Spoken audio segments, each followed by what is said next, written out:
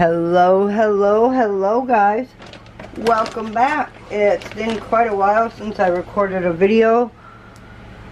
I've been taking some calm time to myself and to my family.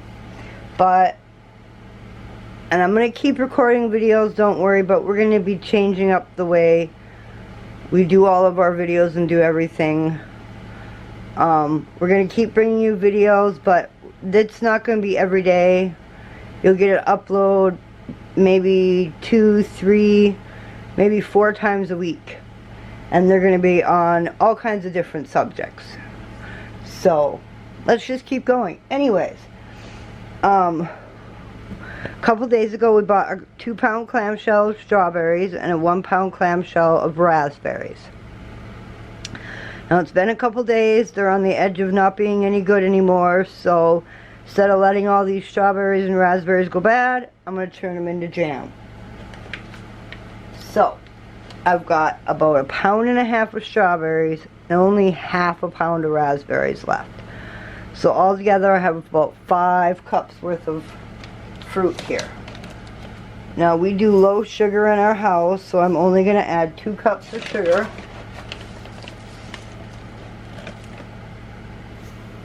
Generally they say cup for cup, but we don't.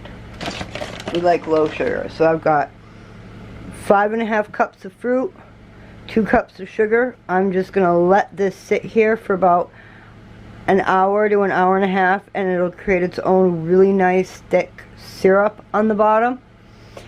And then we'll mix it all up. I'll add the pectin and we'll turn it into jam. Now I might also be adding I always slice and freeze up rhubarb over the winter, and I've got a little bit of rhubarb left. I might be adding some of that, but we'll see. If not, it's just going to be strawberry, raspberry. If I do add rhubarb, it's going to be strawberry, raspberry, rhubarb. But we'll see what happens. We'll be back, you guys. Alright guys, here we go. So I let the strawberries and raspberries and 2 cups of sugar sit for like an hour and a half it's been. So then I'm taking the frozen rhubarb. There's 1.5 cups of frozen rhubarb, which is about 1 pound of rhubarb. So I have 1.5 pounds of strawberries, 1/2 pound of raspberries, approximately 1 pound of there's 1 piece of random rhubarb. Small chopped, 1 pound of small chopped rhubarb. And for the heck of it, I'm going to go totally rogue here and add all kinds of crazy stuff. So I'm going to add 2 8-ounce jars of home canned cherries. You can buy and use maraschino cherries if you want. 8 ounces. 2 8-ounce jars. And then pectin, I always do my own home pectin. Now, as you can see, the pectin always settles on the bottom because it's a lot thicker than the water, that juice that is in the jar. So make sure you shake it all up really well. 8-ounce jar of pectin. Now, my kids were telling me they want it to be a krisp, which means they basically want it to have pumpkin spice flavoring to it. So, I'll show you how to do that. Alright, so to make it crisp flavoring, and we all know what a krisp is. Grandma made them for us all the time. I make them all the time. It's basically a dump cake, or an oatmeal cake, or whatever whichever way your mom or your grandma made it. My grandma made them both ways, both dump cake style and oatmeal style. So, basically pumpkin pie spices. The way to do that, in order to add cinnamon flavors, powders to your jams, you need to add it to your sugar. So I already have 2 cups of sugar in here, plus the rhubarb comes coated with sugar, and the cherries come with sugar, so there's lots of sugar in here. We don't need too much more. So I have a 1/4 cup of sugar in a small jar, and then I add half a tablespoon of pumpkin pie spice. We just shake it all up, mix it all up, so you get yourself cinnamon sugar. Then you can add it in and you won't get clumps. We mix it all up. It's okay that the rhubarb is still one big frozen chunk. It'll melt. This is complete rogue canning, so there is more than 6 cups of fruit and everything in here, but it will work and it will cook down. I have done this type of a thing a bunch of times. So I'm going to put it on the stove and I'm going to cook it down and we'll be back. Here we go, you guys. I felt it was really important to inform you of one thing, and that is, don't make the same mistake I did when I first started using and canning with homemade pectin, which was thinking it would take only 5 or 10 minutes after the boiling process started, like when you use store canned pectin. No. My jam has been on the stove for an hour, and it has been boiling for about 30 minutes. And I've probably got another hour of boiling to go. When you're using home canned pectin, it's not quick and easy and simple. You will also lose a lot of the liquid because you're boiling the water off. And like what's going on right now, it'll seem runnier for a little while than when you actually started. And that's because the water is coming out of the fruit and then evaporating in the boiling process. So, at this very moment, it has been 1 hour since I turned on my stove. And it will keep going probably for another 45 minutes to an hour. One of the things you saw me doing was I scraped the foam off. I've gotten most of the foam off already. I've got a little cup of foam over here. I scraped the foam off. Strawberry tends to create a lot of foam. Raspberry tends to create a little bit of foam. Not everything needs to have the foam skimmed. Foam skimmed. Ha ha ha ha. But strawberry is one thing that almost always has to have the foam skimmed. So, there we go, guys. Just a tip, or a trick, or whatever you want to call it. I'm going to keep letting this boil, and I'll bring you back. Okay, guys. It has been on the stove for an hour, total of 1 hour and 45 minutes. It's been boiling for a total of 1 hour and 25 minutes. Ow, ow, ow, it's hot. If it's jam and you have a thermometer, you only need to bring it up to 210 degrees. And jam means if it has jams, preserves, butters, that means if it has whole fruit in it. Jelly means just the liquid, and you have to bring that up to a higher boil. One of the ways to do it, if you don't have a thermometer, let me see if I can make sure I get this in camera. This is called sheeting. The best way to describe what sheeting looks like is warm jello coming off the spoon. If it looks thick and snotty like warm jello, that's when it's done. Alright, we're going to turn it off. We're going to let it cool for about 5 minutes, and then we're going to put it in our jars. We'll be back, you guys. Alright, guys, it has been 5 minutes, so now we're going to get this into jars. I always do one large family jar first. After 5 minutes, you can also tell that this is for sure going to be jam. Look how thick it is coming off of that. I always use stainless steel except for my funnel. This is my jam funnel, jelly funnel. I'd love to have a stainless steel funnel, but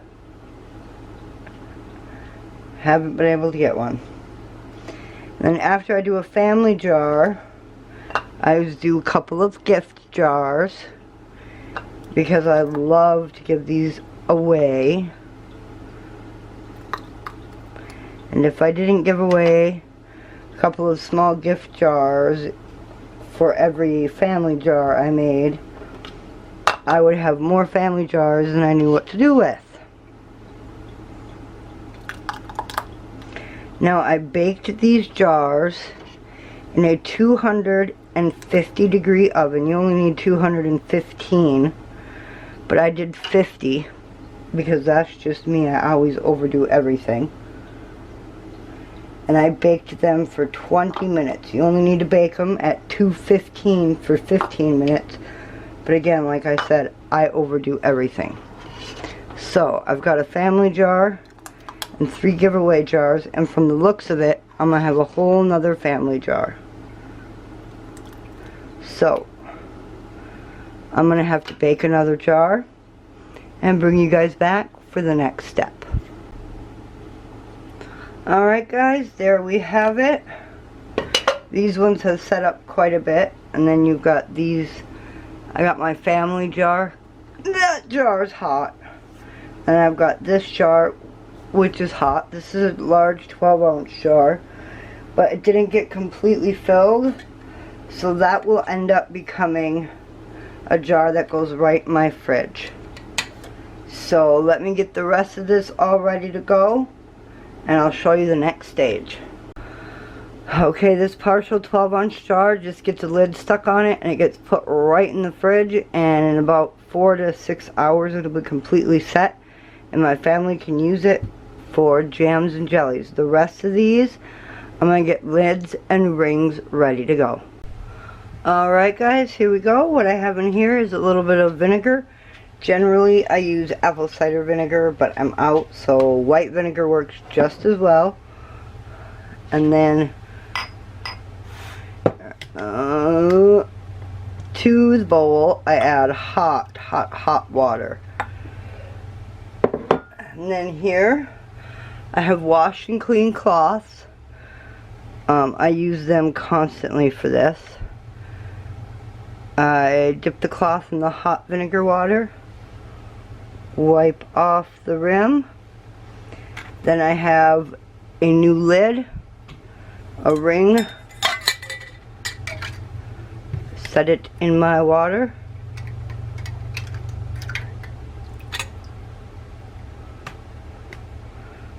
Whoa, have the wrong lid and wrong ring ready to go. Okay, wipe it off, lid and ring, and there we go. Fingertip tight, you don't want to screw it too hard.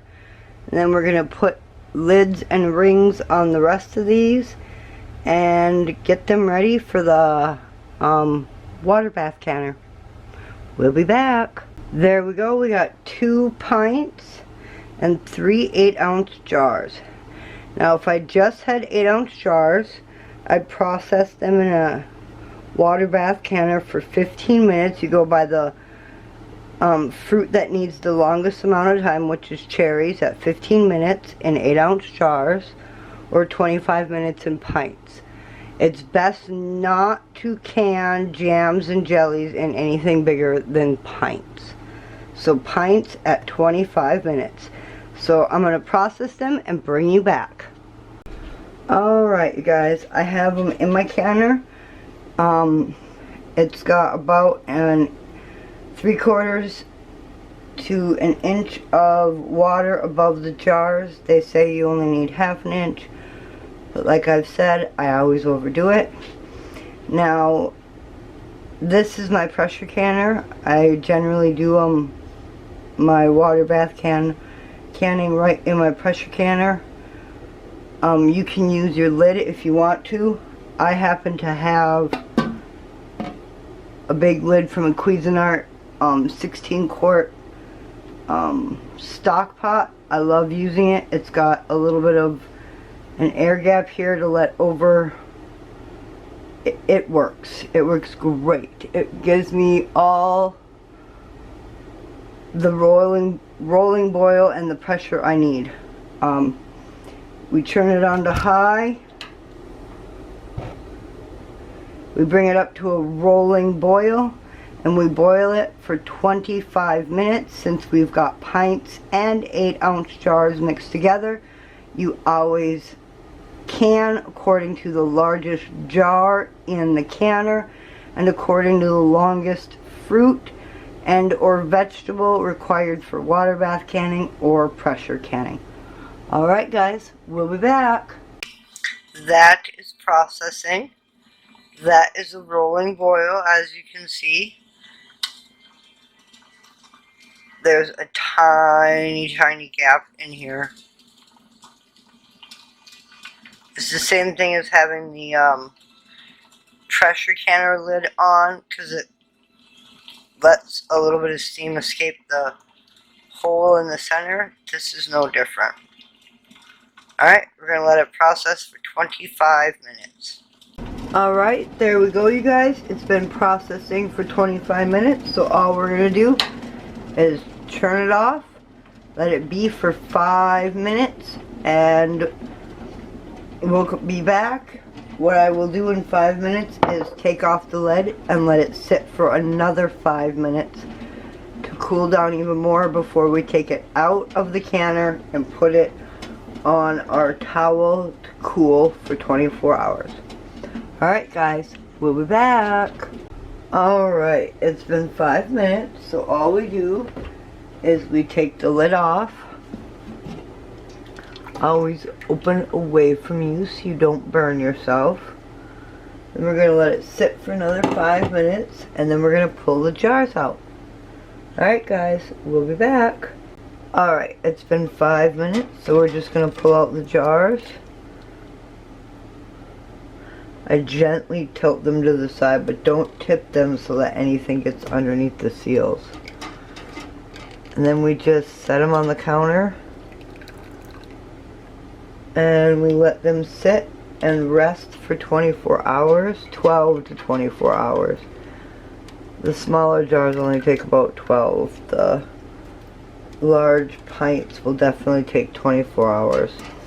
We just let them sit and cool and seal and set, and then we label them and put them on our shelf. Alright guys, we'll be back. Alright, there we have it, our 2 pints and our 3 8-ounce jars. This one is already sealed, just hasn't popped its center in, and that one sealed itself. These have only been sitting here for like 2 minutes maybe, but these other 3 will seal themselves here in a minute, and then we'll come back in 12 hours to 24 hours to take a look at all of them and see what they look like. Alright guys, we'll be back. There we have it, you guys. All 5 jars have sealed beautifully. So now we just label them and put them on our shelf.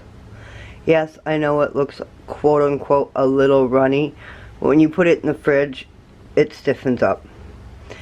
Alright guys, thanks for coming along. I hope you enjoyed this video, and we'll see you guys in the next one. And remember everyone, stay positive. Bye guys.